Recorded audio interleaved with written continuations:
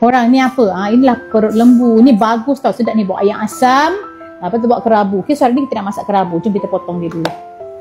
Kadang-kadang ada orang dia suka makan tapi tak tahu nak masak apa kan. So biasanya lah paling senang kalau nak jenis macam sayur sekali dengan perut kan. Inilah yang paling senang. So kita hiris serai ni nipis-nipis, potong kecil-kecil. Okay, masukkan bawang merah, bawang putih, serai, halia, lengkuas, dan juga sedikit masukkan cili api juga. Lepas kita kisar, kita masak sekejap dekat atas api ya. Kita masukkan santan betul-betul santan asin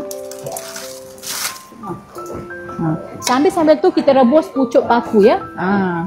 Ambil tadi kita punya pucuk paku yang kita dah rebus. Okey. Lepas tu masukkan tauge. Macam tauge Mama suka macam ni, segar-segar kan. Kalau kita gigit tu kan dia crunchy gitu. Okey.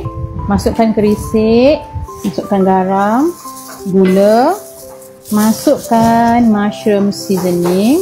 So kita masakkan kita punya santan kita dah rebus tadi dengan dia punya herbal, masukkan sedikit demi sedikit. Okey. Tuangkan sedikit jus limau nipis. Saya terliur nak tengok tak apa pakai tangan. Ya Allah tak sabar nanti tak ada. Bismillahirrahmanirrahim.